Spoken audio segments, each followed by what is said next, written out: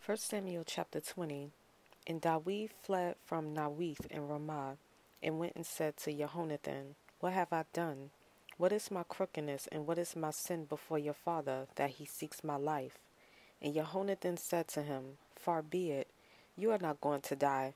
See, my father does no big matter, nor small matter, without disclosing it to me. And why should my father hide this matter from me? It is not so.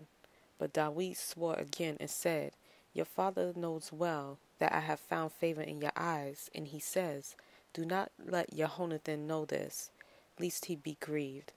But truly Yah lives, and as your being lives, there is but a step between me and death. And Jehonathan said to David, Whatever your desire is, I do it for you. And David said to Jehonathan, See, tomorrow is the new moon, and I ought to sit with the sovereign to eat. But let me go, and I shall hide in the field until the third day at evening.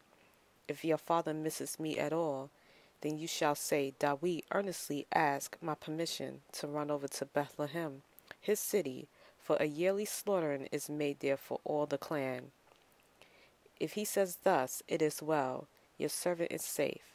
But if he is very displeased, then know that he has resolved to do evil. And you shall show loving commitment to your servant, for you have brought your servant into a covenant of Yah with you. And if there is crookedness in me, put me to death yourself, for why should you bring me to your father? And Jehonathan said, Far be it from you.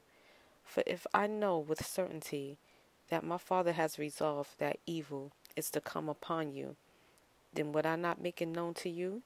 And David said to Jehonathan, Who would make it known to me? Or what if your father answers you sharply? And Jehonathan said to David, Come, and let us go out into the field. And they both went out into the field. And Jehonathan said to David, Yah, power of Israel, be witness. When I search out my father sometime tomorrow or the third day, and see if there is good toward David, and I do not sin to you or disclose it to you. So let Yah do so, and much more to Jehonathan.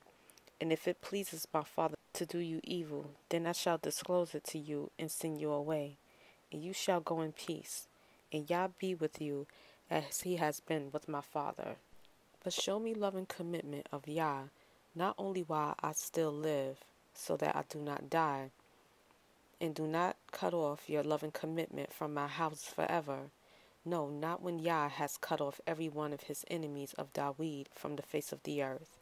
And Jehonathan made a covenant with the house of David, saying, Yah shall require it at the hand of the enemies of David. And Jehonathan again made David swear, because he loved him, for he loved him as he loved his own being. So Jehonathan said to him, Tomorrow is the new moon, and you shall be missed, because your seat shall be empty. And on the third day go down quickly, and you shall come to the place where you hid on the day of the deed, and shall remain by the stone Etzel. And let me shoot 3 arrows to the side of it, as though shooting at a target. And see, I shall send the youth, saying, Go find the arrows. If I expressly say to the youth, Look, the arrows are on this side of you, get them and come, then as Yah lives, there is safety for you and no concern. But if I say thus to the youth, Look, the arrows are beyond you, go your way, for Yah has sent you away. And as for the word which you and I have spoken of, see, Yah is between you and me forever. And David hid in the field, and when the new moon came, the sovereign sat down by the food to eat. And the sovereign sat on his seat, as at other times, on a seat by the wall, with Jehonathan standing, and Abner sitting by Shaul's side. But the place of David was empty. But Shaul spoke not a word that day, for he thought, It is an accident.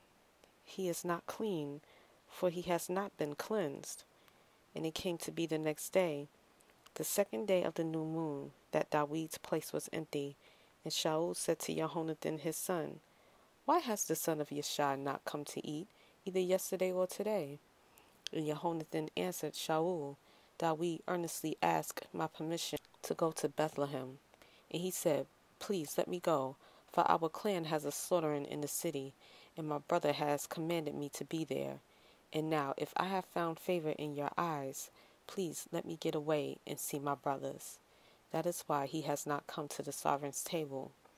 Then the displeasure of Shaul burned against Jehonathan, and he said to him, "You son of a perverse, rebellious woman, do I not know that you have chosen the son of Yeshai to your own shame and to the shame of your mother's nakedness? For as long as the son of Yeshai lives on the earth, you shall not be established, you in your reign. And now sin and bring him to me, for he is a son of death." And Jehonathan answered Shaul his father and said to him, "Why should he be put to death? What has he done?" At that Shaul hurled a spear at him to smite him. Then Jehonathan knew that his father had resolved to put David to death. And Jehonathan rose up from the table in the heat of displeasure, and ate no food the second day of the new moon, for he was grieved for David, because his father put him to shame. And it came to be in the morning that Jehonathan went out into the field at the time appointed with David, and a small youth was with him. And he said to the youth, "Now run and find the arrows which I shoot." And as the youth ran, he shot an arrow beyond him. And when the youth came to the place where the arrow was which Jehonathan had shot, Jehonathan called out after the youth and said, "Is not the arrow beyond you?" And Jehonathan shouted after the youth, "Make haste, hurry, do not stand still." And Jehonathan's youth picked up the arrows and came to his master. But the youth knew not a speck. Only Jehonathan and David knew of the matter. Then Jehonathan gave his weapons to the youth and said to him, "Go, take them to the city." And as soon as the youth had gone, David rose up from the south side and fell on his face to the ground and bowed down 3 times.